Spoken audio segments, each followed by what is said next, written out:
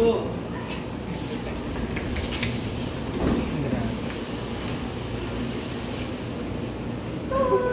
Ang programang ito ay rated SPG. SPG, Supreme Pupil Government.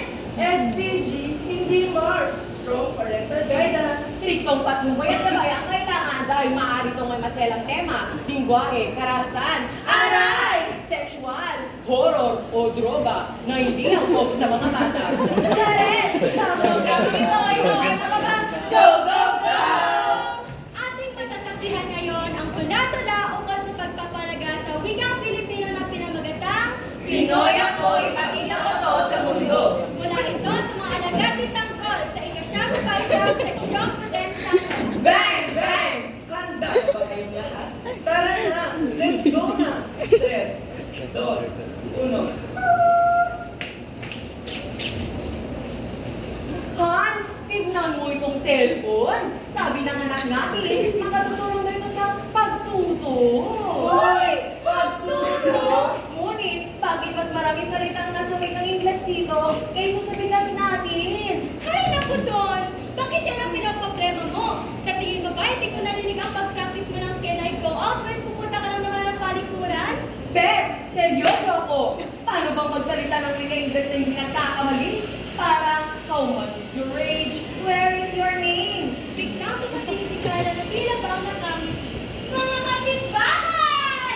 Magandang morning! Superoy! Nabalitaan ko na gusto mo nila si Mang Don ng wikang Ingles para maging maangas sa mga anak nila. Ano ang latest mo, Mang Don? Ito, nahihirapan pa rin sa pag-practice ng wikang Ingles. Super hirap. Parang mas nadali pang mag-ani ng balay kaysa alamin ng mga salita. Hair, hair, hair. Baka nga, mas magaling pa mga alaga natin ngayon dito. Ano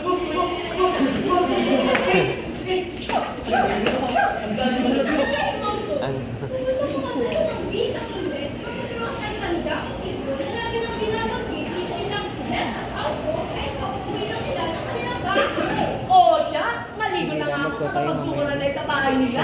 Are you excited to go there?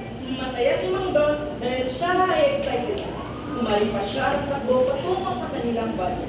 Tinanggal na ang damit patungo sa iwagang Uy, nangangamoy na ako. Yucks, Easter din. Humawak sa tiyan.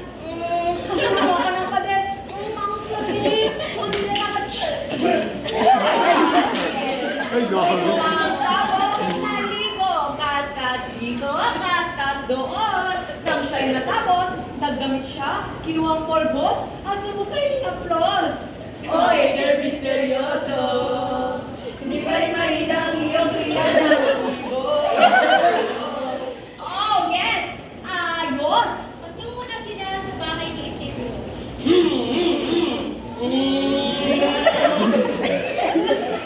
Hindi gumalaw na. Ayan! Sa wakas, nakarating na tayo. Makaparal na rin ako ng wikang Ingles. I now learn English again!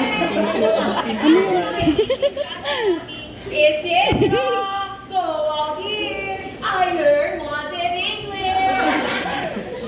Uy, birds! Why are you cutting the house so? I learn English na good parang ikaw! How learn very bad not good English? If learn one song, same copy. Ready I also? Let's go! Kinuha ni Isidro ang upuan at sila ay naupo.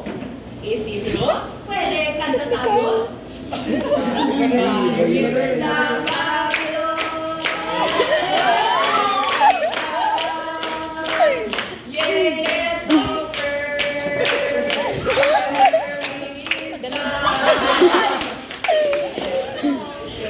Not bad, very bad parts. Naku, Isidro, mahalin ko na lang kaya sarili ng wika natin. Parang, I love vegan, I love Cebu, I love Beth. Yes! Tama na ito. Hindi ka nasasawa mo. Mas maigi lang maging Pilipino at mahalin ang wikang Pilipino. Gaya ng pagmamahal sa akin ni Beth, honey, my love, so sweet. By good parts. Pangina na nga si Mongol sa kanilang bahay. At nang makauwi na si Mongol, sinanong ko siya ni Aling Beth. Mwah! Mwah! Mwah!